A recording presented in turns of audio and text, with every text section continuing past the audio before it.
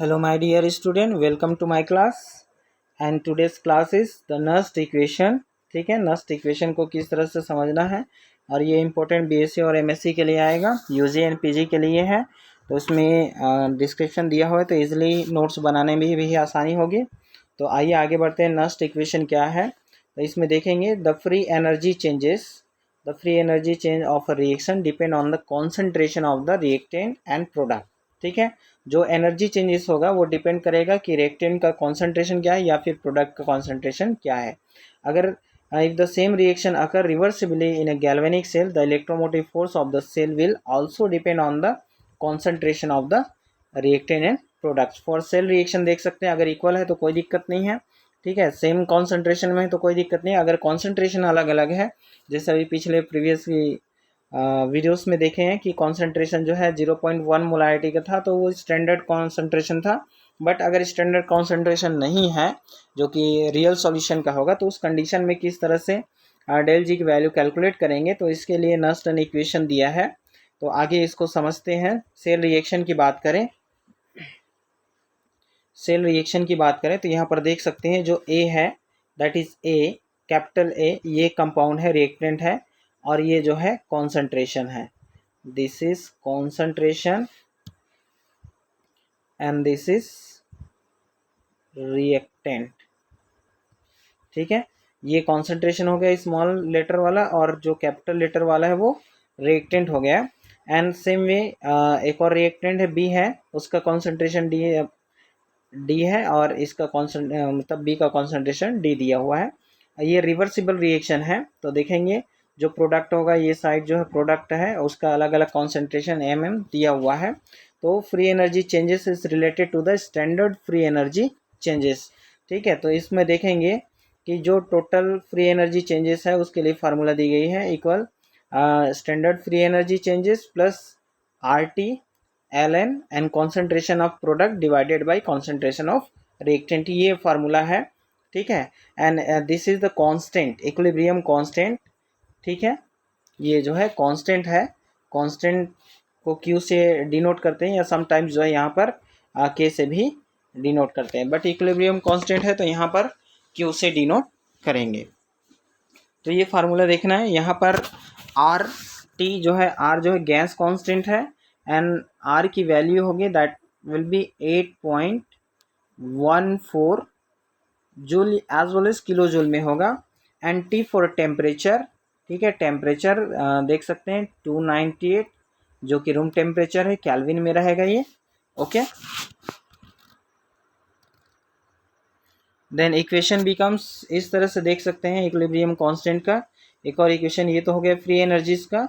आगे देखेंगे electrode potential of the cell है, तो electrode potential of the cell is equal to the electrode potential, standard electrode potential minus R T divided by N F.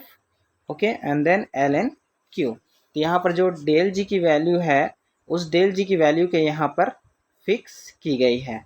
ठीक है, यहाँ पर del G standard equal minus N F E standard, right. So उसको यहाँ पर values को fit की गई है। तो ये इक्वेशन इस तरह से बन जाएगा। एंड देन आर टी, यहाँ पर और आगे देखेंगे जो आर टी की वैल्यू है वो क्या होगी, है ना। तो यहाँ पर जो एल एन है, ठीक है, ये जो है एल एन है दैट इज नेचुरल लॉग है एंड उसको जो है 10 का बेस लॉग में कन्वर्ट करना है तो वो हो जाता है 2.303 दैट विल बी लॉग 10। ये 10 जो है बेस होता है, ये एल एन की वैल्यू होती है। तो यहाँ पर 2.303 इसीलिए लिया गया है and then R T and यहाँ पर हो गया लॉग एंड देन क्यू। तो इस तरह से ये इक्वेशन हो गया।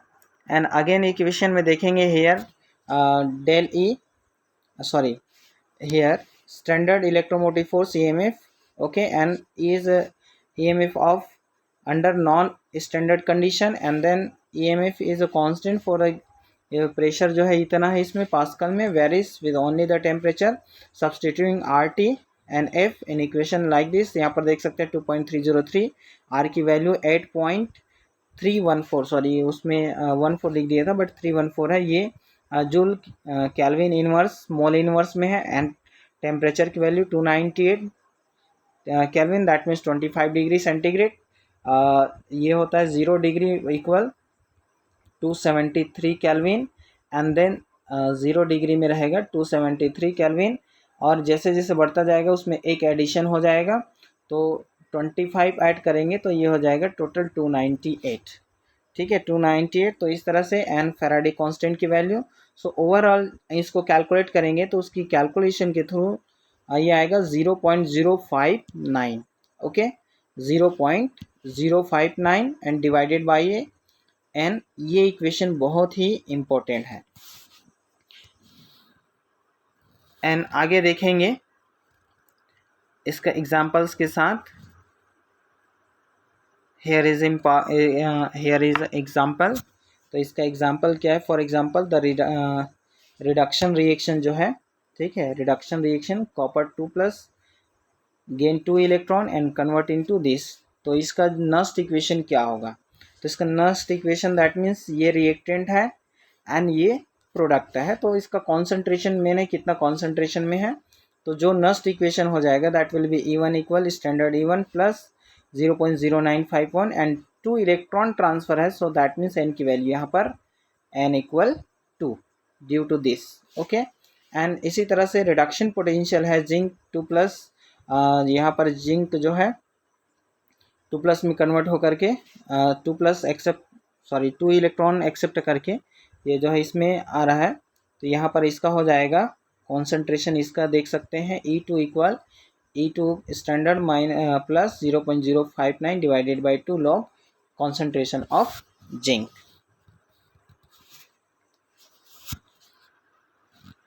सो यहाँ पर देख सकते हैं सेल पोटेंशियल इतना है, ये Zn plus copper 2+, Zn plus copper 2+ and chemical reaction then Zn2 plus in copper. ठीक है, तो इस तरह से जो ओवरऑल डिफरेंस हो जाएगा that will be E cell equal standard E1 minus E2 plus 0.095। ठीक है, दोनों में 2 इलेक्ट्रॉन है and that will be log copper 2+ minus log zinc 2+। तो यहाँ पर देख सकते हैं ये ओवरऑल जो है स्टैंडर्ड हो गया। ठीक है, एंड सेम रिएक्शन है, दोनों में 2 इलेक्ट्रॉन जो है जा रहा है, तो यहाँ पर देख सकते हैं एक रिएक्टेंट का एक प्रोडक्ट का दोनों लॉग जो है कॉमन निकाल लिए गए हैं and Zn2 plus divided by. ठीक है, तो इस तरह से ये फार्मूला आ गया।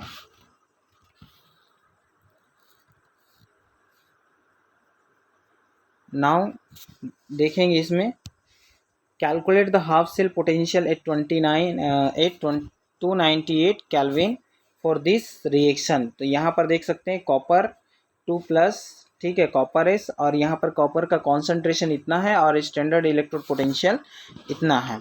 ठीक है, तो उसका कैलकुलेशन किस तरह से करेंगे? तो यहाँ पर नस्ट की इक्वेशन लगाना है, E equal E standard minus 0.0591 divided by 2 log concentration of product, ये प्रोडक्ट का कॉन्सेंट्रेशन है। ठीक है, एंड ये रिएक्टेंट का कॉन्सेंट्रेशन है। तो यहाँ पर रिएक्टेंट का कॉन्सेंट्रेशन दिया हुआ है। ठीक है, तो यहाँ पर 1 हो जाएगा एंड ये हो जाएगा log 10।